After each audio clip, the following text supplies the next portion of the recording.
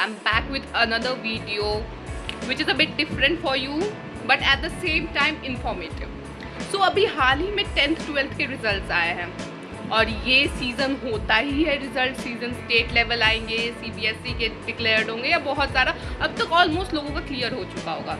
अब 10th 12th में क्या होता है, साइंस स्ट्रीम वालों को बड़ा ही क्लियर होता है कि हमें या तो नीट या तो जेई सोचना है. नीट नहीं हुआ बाय चांस, बायो लिया है तो बायोटेक कर लो या फिर कुछ हायर एजुकेशन कर लो, CUET दे दो. साइंस वालों का काफ़ी हद तक क्लियर है या एक स्ट्रक्चर्ड अप्रोच है. पर आर्ट्स वालों का सोसाइटी में अलग ही खौफ है. कॉमर्स वालों का है कि चार्टर्ड अकाउंटेंट बनना है. पर अगर मैं कहूँ कि ये खौफ आपका दूर हो जाए तो जी हाँ, आर्ट्स और कॉमर्स बैकग्राउंड वाले स्टूडेंट आपके लिए एक अलग से एक ऑप्शन है जहां आप खुद पढ़ के एक्सप्लोर कर सकते हैं कि आपके लिए क्या बेटर होगा, क्या सही होगा. So let me elaborate this. Let's say 12th में आपने आर्ट्स लिया या फिर 12th में आपने कॉमर्स लिया, तो अब आगे क्या कर सकते हैं हम? चार्टर्ड अकाउंटेंट बन सकते हैं, BCom कर सकते हैं, या फिर आर्ट्स लिया तो BA, राइट, CUET दे दो, अच्छे कॉलेज में घुस जाओ. वेट अ सेकेंड गाइस, आप कर सकते हैं IP मैट की तैयारी, IPMAT. अब ये क्या है, ये कौन से कॉलेज में पहुंचाएगा? IIM रोहतक. जी हाँ, सही नाम सुना आपने. IIM रोहतक में एक इंटीग्रेटेड प्रोग्राम चलता है जहाँ पे आप BA LLB या फिर आगे जाके मैनेजमेंट यानी MBA PGDM परस्यू कर सकते हैं अपने इंटरेस्ट के हिसाब से. इंटीग्रेटेड प्रोग्राम होता है ग्रेजुएशन लेवल पे, जहाँ पे आप डिसाइड करेंगे पढ़ के कि आगे जाके आपका इंटरेस्ट क्या होगा. और आप चाहे तो लॉयर भी बन सकते हैं यानी बैचलर्स की डिग्री LLB में हासिल कर सकते हैं या फिर MBA भी आगे जाके परस्यू कर सकते हैं. आप बोलेंगे कि IIM में भी ये सब होता है.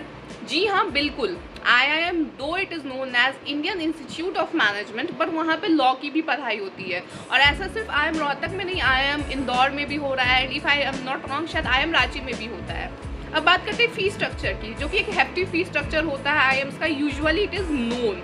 तो वो आप कैसे अफोर्ड करेंगे, एक मिडिल क्लास आदमी कैसे अफोर्ड कर सकते हैं? बहुत ही सिंपल सी बात है. आप बैंक में जाके एजुकेशन लोन के लिए अप्लाई कर सकते हैं और आपको इंटरेस्ट रेट पे, चीपर इंटरेस्ट रेट पे मिल जाएगा. अगर कुछ स्टेट्स ऐसे हैं, जैसे मैं बिहार की ही बात कर लूँ, तो उनका स्टूडेंट्स क्रेडिट योजना वगैरह कुछ चलता है जो सस्ते इंटरेस्ट रेट पे भी प्रोवाइड कर देते हैं पैसे. अपार्ट फ्रॉम दैट, देखिए, पैसा मेरे हिसाब से एक बैरियर नहीं होना चाहिए हायर एजुकेशन का. और हाँ, अगर आपको ठीक ना लगे कि नहीं यार this is not my option, not my cup of T, DU के भी कुछ अच्छे कॉलेजेस हैं जहाँ पे एटलीस्ट वो जो बेस लाइन पे कंफ्यूजन होता है ना कि 12th के बाद if I have chosen arts और commerce, I am left with no other option apart from pursuing bachelor specifically in that particular subject. मतलब उसी सब्जेक्ट में बैचलर्स परस्यू करना, और वो भी किसी टायर 3 टायर कॉलेजेस से, क्योंकि CUET में हमें ढंग के कॉलेजेस अलॉट नहीं हुए. सेंट्रल यूनिवर्सिटी के अंदर हैं काफ़ी कॉलेजेस हैं, काफ़ी अच्छे कॉलेजेस हैं. पर अगर नहीं हुआ तो आपके पास एक प्लान B है जिसको आप कंसिडर कर सकते हो और आगे अपने इंटरेस्ट के हिसाब से डिसाइड कर सकते हो. So this was it. Thank you for watching this video and stay connected until I bring the next video.